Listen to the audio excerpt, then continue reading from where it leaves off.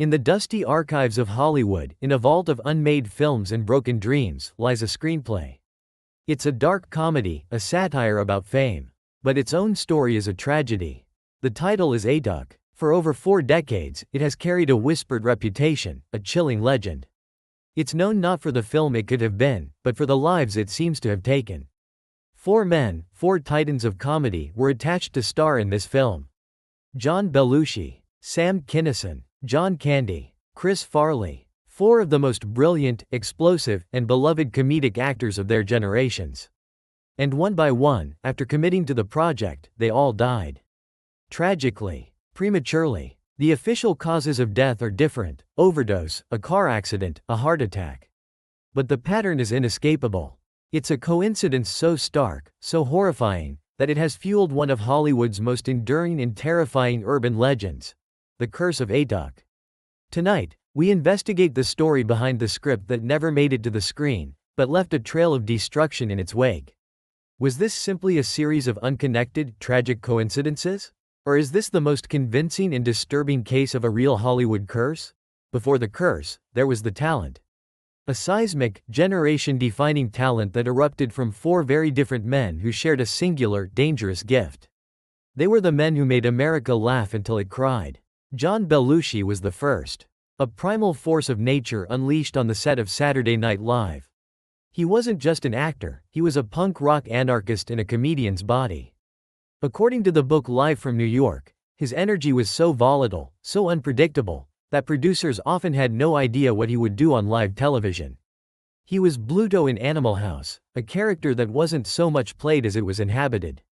He was Joliet Jake in the Blues Brothers. He became a household name by embodying chaos, but it was a chaos he couldn't always turn off. Then came Sam Kinison, the defrocked preacher turned rock and roll comedian.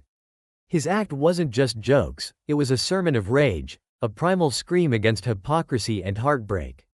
On stage, under the hot lights, he was a man exorcising his demons for a paying audience. His signature shriek became a cultural touchstone in the late 80s, a release valve for a generation's frustrations. But as his friend and fellow comedian Carl Labov later recounted, the anger on stage was fueled by a very real pain off stage. John Candy was different. He wasn't the anarchist or the screamer, he was the big-hearted everyman. His comedy came from a place of warmth, vulnerability, and immense kindness. Characters like Del Griffith in Planes, Trains and Automobiles or the title character in Uncle Buck made him one of the most beloved actors on the planet. He projected an image of a lovable, gentle giant.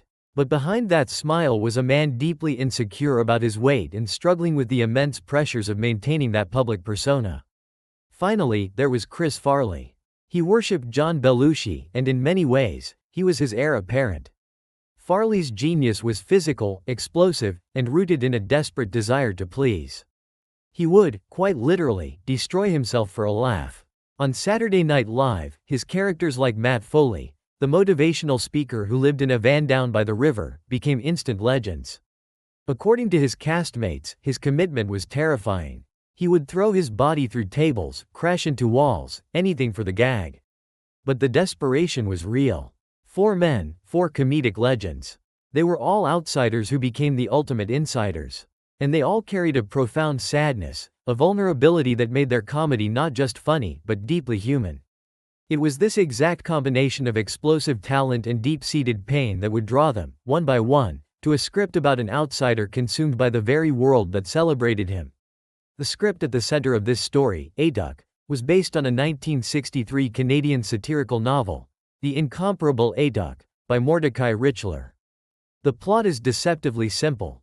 An Inuit poet named Atuk is brought from the tundra to the big city of Toronto, where he becomes a celebrated media sensation. He is hailed as a pure, authentic voice. But the story is a dark satire. Atuk is quickly corrupted by the vices of modern society: greed, fame, and consumerism. He becomes a bloated, commercialized parody of his former self, ultimately destroying not only his own culture but himself. The irony is staggering. This story, a biting critique of fame's destructive power, would become a siren song for 4 men who were living that very narrative. The first to be drawn in was John Belushi. By 1981, Belushi was arguably the biggest comedy star in the world. But he was also, according to those closest to him, spiraling. The success of the Blues Brothers and his legendary status at SNL had trapped him. He felt typecast as the wild party animal, a role the public and the industry demanded he play both on and off screen. According to the biography Belushi by his wife, Judith Belushi Pisano, he was desperate to prove himself as a serious actor. He took a role in the romantic comedy Continental Divide to escape his wildman image, but the film was a modest success. Atuk, which he was set to film in early 1982, was meant to be the perfect bridge, a comedy with dark, dramatic undertones that would showcase his range. He saw himself in the character, the outsider artist consumed by the machine. But behind the scenes, Belushi's own consumption was becoming uncontrollable. His drug use, once a part of the rebellious rock and roll culture of SNL, had become a debilitating addiction. Friends like Dan Aykroyd tried desperately to help him. They hired bodyguards to keep dealers away, moved him out of Los Angeles to insulate him from the toxic environment. But as recounted in Bob Woodward's controversial book Wired, the machine Belushi was fighting was also inside him. The pressure to be John Belushi, the life of the party, the indestructible force, was immense. He was living the very satire he was about to film. The darkness of the Atuk script wasn't just fiction for him, it was a mirror reflecting his own reality. He was the poet from a distant land, Chicago, now lost and corrupted in the alien world of Hollywood. The industry that had built him up was now providing the very substances that were tearing him down. And no one, it seemed, could stop it. On March 5, 1982, just weeks before production on Atuk was scheduled to begin, John Belushi was found dead in Bungalow 3 of the Chateau Marmont.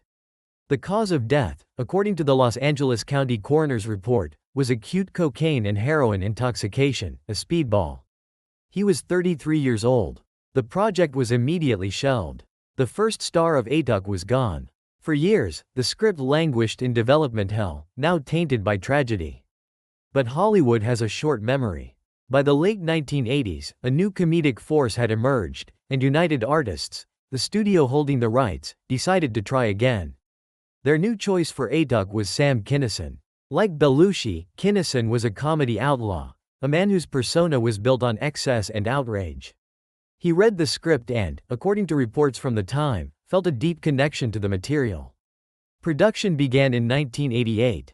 Kinison, ever the perfectionist, clashed with the studio. He demanded creative control and rewrites, feeling the script wasn't sharp enough. He even filmed at least one scene. But then, as reported by the Los Angeles Times, the production was halted. The studio claimed Kinison's rewrite demands were unreasonable. Kinison claimed the studio was trying to renege on his deal. A lawsuit followed, and the film once again collapsed. Kinison's life, too, was a whirlwind of success and self-destruction. His struggles with alcohol and drugs were an open secret in the comedy world. But by 1992, he seemed to be turning a corner. He had gotten sober, married the love of his life, and was planning a comeback. On the evening of April 10, 1992, he was driving to a sold-out show in Laughlin, Nevada, with his wife. According to police reports, a pickup truck driven by a 17-year-old who had been drinking crossed the center line and smashed head-on into Kinison's car. His friend, Carl LeBeouf, was in the car behind him and was one of the first on the scene. LeBeouf testified that in his final moments, a conscious Kinison seemed to be having a conversation with an unseen entity. He reportedly said, "I don't want to die, I don't want to die." Then there was a pause, and he quietly asked, "But why?" And after another pause, as if listening to an answer, he said, "Okay, okay, okay." He then lost consciousness and was pronounced dead at the scene. He was 38 years old. The second star of Atuk was gone. The script was now officially considered toxic. But the story wasn't over. In 1994, the script found its way to John Candy. He was reportedly interested, but hesitant. The history of the project was well known. Candy, like his predecessors, was at a career crossroads, seeking roles that would challenge his lovable image. He was also in a fight for his life. His weight, a source of his comedic persona, was now a serious health risk. According to friends, he was lonely, exhausted from back-to-back film shoots, and deeply worried about his health. On March 4, 1994, while filming in Durango, Mexico, John Candy died in his sleep from a massive heart attack.